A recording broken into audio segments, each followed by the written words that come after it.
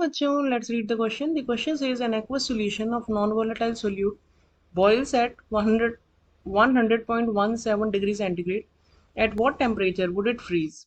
For water, Kb is equals to 0.52 Kelvin kilogram mole inverse and Kf is equals to 1.86 Kelvin kilogram mole inverse. So first of all, we will check the key concept of the question. The key concept of this question is that elevation in boiling point, that means delta Tb is equals to Kbm. यहाँ पे Kb जो है वो molar elevation constant कहलाता है और m जो है वो कॉन्सेंट्रेशन है in the form of molality.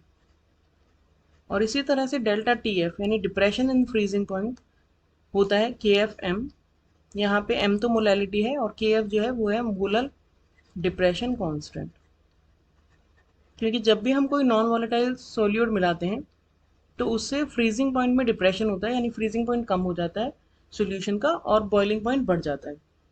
तो इसीलिए डिप्रेशन इन फ्रीजिंग पॉइंट होता है और एलिवेशन इन बॉइलिंग पॉइंट होता है। अगर हम इस क्वेश्चन का कंप्लीट सॉल्यूशन देखें तो अगर सेम ही एक्वा सॉल्यूशंस की हम बात कर रहे हैं तो if we will divide equation 1 by equation 2 जो कि हमने की कंसेप्ट में लिखी हैं तो हमारे पास आएगा delta T B by delta T F is equals to K B M by K F M.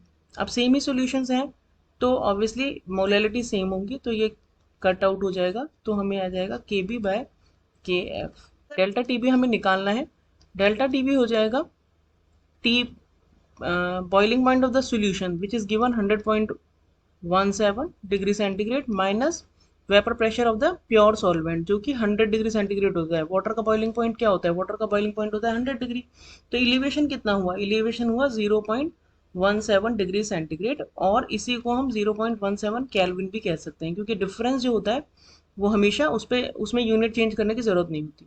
तो यहाँ से अगर हम वैल्यूज़ रखें तो 0.17 divided by delta T F जो कि हमें कैलकुलेट करना है is equals to K B की वैल्यू दी है 0.52 divided by K F which is given 1.86।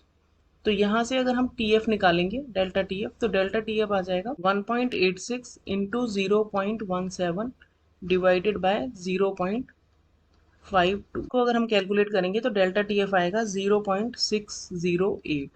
यानी ये हुआ depression in freezing point. Depression in freezing point देखें तो हम होता है freezing point of the solvent minus freezing point of solution. तो डेल्टा टी एफ हमारा आया है 0.608। टी एफ 0 यानी सॉल्वेंट का फ्रीजिंग पॉइंट, तो वाटर का फ्रीजिंग पॉइंट क्या होता है 0 degree centigrade minus T F solution. तो टी एफ सोल्यूशन का हो जाएगा माइनस 0.608 डिग्री सेंटीग्रेड।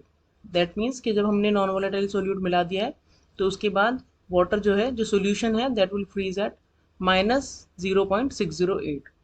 तो this is our final answer. Hope you understood the solution well. Thank you.